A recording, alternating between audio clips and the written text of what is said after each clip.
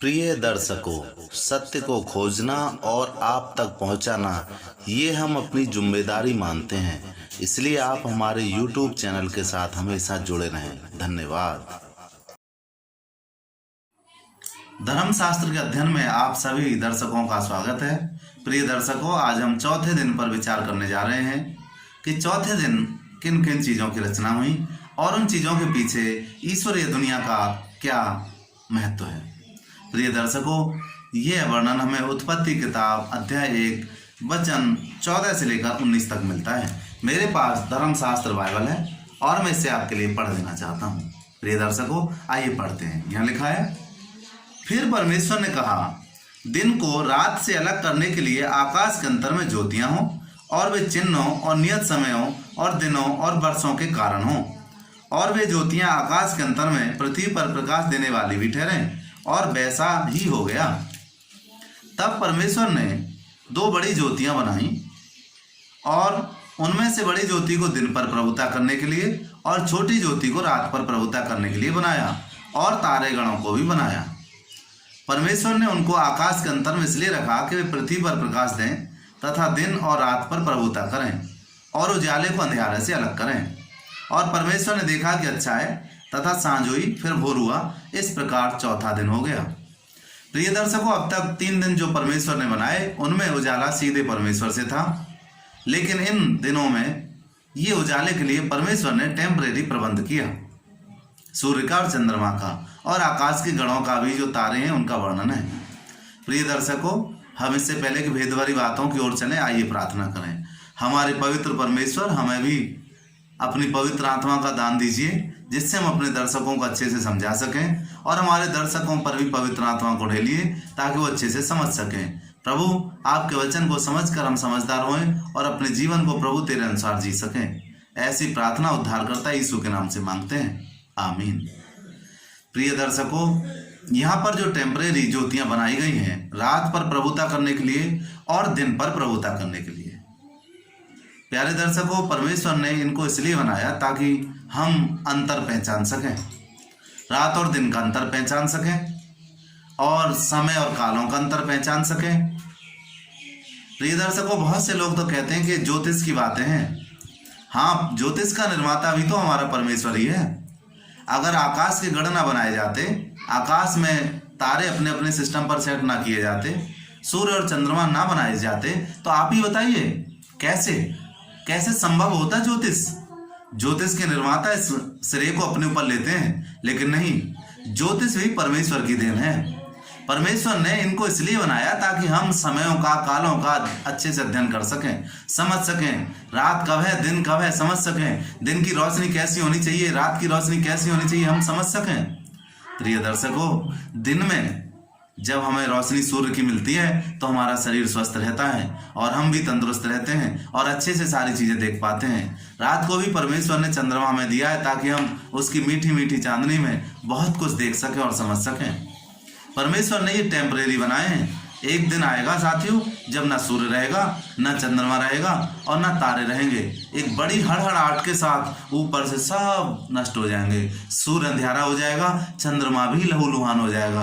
प्रिय दर्शकों, वो प्रभु का दिन फिर से आने वाला है, लेकिन इससे पहले कि प्रभु का दिन ना आए, हम सूर्य और चंद्रमा से पूरा आनंद उठाएं। साथियों, सूर्य जैसी रोशनी परमेश्वर के वचन की है। परमेश्वर के वचन में कोई आ जाता है तो सूर्य से हजारों गुने तेज उसके जीवन से अंधेरा भाग जाता है, उसके जीवन से अज्ञानता भाग जाती है, उसका जीवन पूरी तरह रोशन हो जाता है। और घोर पाप और अंधकार में भी पड़ा हो इंसान, तो भी चंद्रमा जैसी रोशनी थोड़ी भी सत्य की उसे मिल जाए तो भी वो अपनी राह पकड़ लेता है। क्या आप अपने जीवन में कामयाब हैं? अगर आप बहुत बड़े कामयाब हैं तो आपको सूर्य जैसी रोशनी अर्थात परमेश्वर के बहुत नजदीक होने की आवश्यकता है, परमेश्वर की सेवा में लगे रहने की आवश्यकता है। और अगर आप आज भी गुनाहों में, अपराधों में हैं, तो आज भी आपको एक मसीहा की आवश्यकता है। उसकी खुशखबरी को कान से सुनने की आवश्यकता है, अपने जीवन को उसे प्रदान करने की आवश्यकता है और अपने जीवन में मसीहा को मानकर, उसकी सच्चाइयों को जानकर अपने जीवन को चलाने की आवश्यकता है, ताकि आपके दिन जीवन का भी उजाला हो जाए और आपके जीवन में एक ऐसा दिन आ जाए जिसमें सब कुछ साफ साफ आपको दिखाई दे। प्रिय दर्शकों, चौथे दिन परमेश्वर ने नियम और व्यवस्था बनाई और ये चौथा दिन जो नियम और व्यवस्था है ये ज्योतिष के रूप में है। बहुत से लोग कहते हैं कि ज्योतिष इंसानों ने बनाई है। नहीं साथियों, इंसानों ने सिर्फ गणना करी है, सारे खगोलीय गण परमेश्वर ने बनाए हैं। और हमने यहाँ पे देखा कि परमेश्वर ने जो कुछ बनाया वो सब अच्छा था।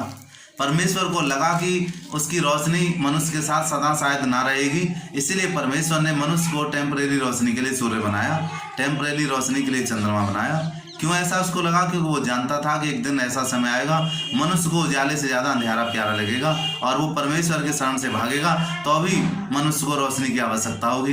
इसलिए परमेश्वर ने उस टेम्परेरी जीवन के लिए, जब मनुष्य परमेश्वर से भागता है और एक अपना टेम्परेरी नकली जीवन जीता है, ऐसे जीवन के लिए परमेश्वर ने एक रोशनी बनाई और वो सूर्य की रोशनी बनाई। जब घोर पापों और अपराधों में मनुष्य जीवन जीता है, ऐसे समय में भी उसको उद्धार की आवश्यकता है। इसलिए परमेश्वर ने रात्रि पर प्रभुता करने के लिए चंद्रमा को बनाया, ताकि हमारे जिंदगी की घोर रात में जब हम गुनाहों में हैं तो चंद्र जैसी रोशनी अर्थात कोई खुशखबरी आए और हम अपने जीवन को परमेश्वर के चरणों में लाएं। प्रिय दर्शकों, हम इसमें और भी देख सकते हैं कि परमेश्वर ने जो कुछ बनाया बड़े सिस्टम ढंग से बनाया था। और हम ये भी देखते हैं कि परमेश्वर ने उनको एक अपने खास अंतर से रखा। जितने भी आकाश के तारे हैं, सूर्य, चंद्रमा, सौरमंडल, सब परमेश्वर की इच्छानुसार सिस्टम से सेट हैं। प्रिय दर्शकों, ये इसलिए सेट हैं क्योंकि हम इनके द्वारा अपने जीवन को संचालित करें। आज हमारे पास खगोल शास्त्री हैं और आज हमारे पास नासा जैसी एक बहुत बड़ी कंपनी है जो आकाश मंडल का अध्ययन करती है। साथियों, आकाश मंडल हमें समय, नियत वर्ष और सटीक समय का वर्णन कराता है। प्रिय दर्शकों, परमेश्वर ने हमें ये सारी चीज़ इसलिए बनाई है कि हम इन चीज़ों को देखकर उसकी महिमा करें और अपने जीवन के सिद्धांत को समझें। देखिए, सूर्य आज तक अपनी जगह अटल है, चंद्रमा भी आज तक अपनी जगह पे है। वो सही समय पर रोशनी देता है, सही समय पे छिप जाता है। सूर्य हमारे लिए सही समय पर रोशनी देता है, सही समय पे छिप जाता है। पृथ्वी अपने सही समय पर घूमती है और आकाश मंडल अपने सही समय पे है। ये व्यवस्था और कानून परमेश्वर ने इंसान के जीवन के लिए भी दिए हैं कि इंसान भी अपने जीवन में बिना परमेश्वर के वचन को जाने नियम और व्यवस्था लागू नहीं कर सकता। इसलिए साथियों, धर्मशास्त्र की आवश्यकता सबको होती है। हमें धर्मशास्त्र पढ़ना अति आवश्यक है। बिना धर्मशास्त्र पढ़े हम ईश्वरीय धर्म को कभी नहीं समझ सकते, ईश्वरीय जानकारी को कभी नहीं समझ सकते। सौरमंडल हमारे लिए लाभ का है ताकि हम उसके मौसम और ऋतुओं को समझ सकें। और जितने भी परमेश्वर ने जो कुछ कहा वो सब बनता चला गया। साथियों, परमेश्वर की जो रचना है वो बहुत ही सटीक और सफल है। परमेश्वर ने जो कुछ हमारे लिए बनाया है वो महत्वपूर्ण बनाया है।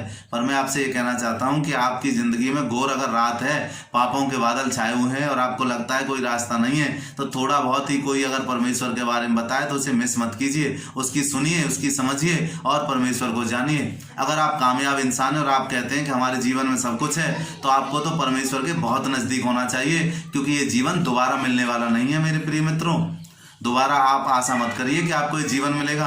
आप संपन्न हैं, आपके पास सारे संसाधन हैं, आप चैन से रोटी खाते हैं, चैन से अपनी इच्छा से जीते हैं, अपनी इच्छा से सोते हैं, अपनी इच्छा से जागते हैं, तो आप बहुत ही अच्छी बात है। आपको तो ईश्वर के शरण में होना चाहिए। आपकी जिंदगी में तो बहुत बड़ी रोशनी होनी चाहिए। सूर्य की रोशनी से भी बहुत बड़ी रोशनी हमारे परमेश्वर की है। उस परमेश्वर की रोशनी आपके जीवन के लिए बहुत आवश्यक है। प्रिय दर्शकों, आपको परमेश्वर के शरण में आना बहुत ही जरूरी है। वो इसलिए आना जरूरी है क्योंकि आप अपने जीवन को दोबारा नहीं जी सकते। एक बार आपको जीवन मिला है, इसलिए जीवन का भरपूर आनंद उठाएं और अपने जीवन में प्रभु की महिमा करें।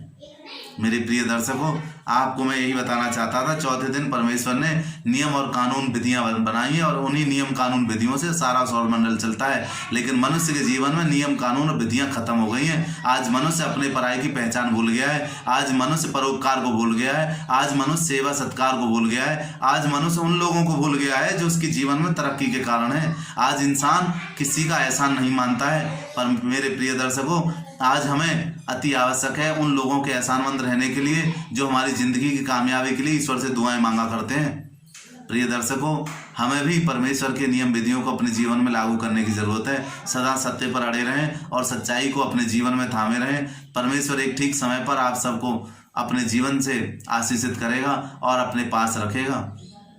मेरे प्रिय दर्शकों, प्रभु का दिन आने वाला है जब सूर्य चंद्रमा तारे खत्म होंगे और परमेश्वर फिर से उजाला देगा। इससे पहले कि परमेश्वर का उजाला आए, हमें जो टेम्परेरी उजाला मिला है उसी में परमेश्वर के धर्मशास्त्र की खोज कर लेनी चाहिए, उसी में हमें सच्चाई की खोज कर लेनी चाहिए। नहीं तो एक ऐसी रात आ जाएगी जिसमें ना तो सूर्य चंद्रमा की रोशनी मिलेगी और ना ही कोई और सुराग मिलेगा। घोर अकाल ही अकाल होगा।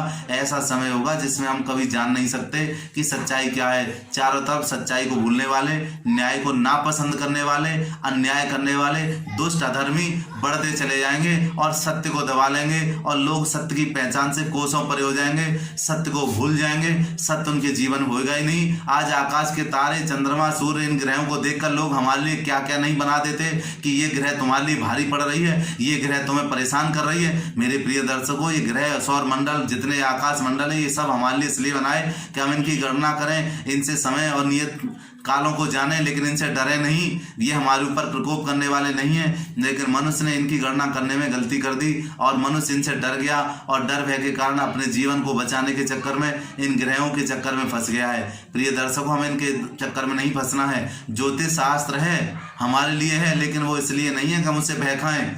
हम ज्योतिष से सौर मंडल की जानकारी ले सकते हैं, ज्योतिष से समयों की जानकारी ले सकते हैं, ज्योतिष से अपने जीवन में भले बुरे को नहीं पहचान सकते। ज्योतिष से सिर्फ ये समझ सकते हैं कि रात है तो रात में बुरे काम होते हैं, दिन है तो दिन में अच्छे काम होते हैं। इसीलिए रात हमें संदेश देती है कि रात के अंधेरे में ना चलें, कुछ रोशनी हमारे पास हो। साथियों, मैं आपसे कहना चाहता हूं कि ये रात हमें संदेश देती है कि इससे पहले कि पाप हमें मृत्यु की तरफ ले जाएं, हमारे जीवन में भी ज्ञान की रात है। ज्ञान हमारे पास नहीं है, असत्य हमारे पास है। इसीलिए हमें असत्य से बचना है, ज्ञान को धारण करना है और ज्ञानवान बनकर रात्रि से निकलकर रोशनी में आना है दिन की, और दिन की रोशनी में परमेश्वर की महिमा करनी है, दूसरों को सच्चाई बतानी है और दूसरों के साथ जुड़े रहना है। प्रिय दर्शकों, अब हमारे कार्यक्रम का समय समाप्त हो गया। अगले कार्यक्रम में फिर मुलाकात होगी।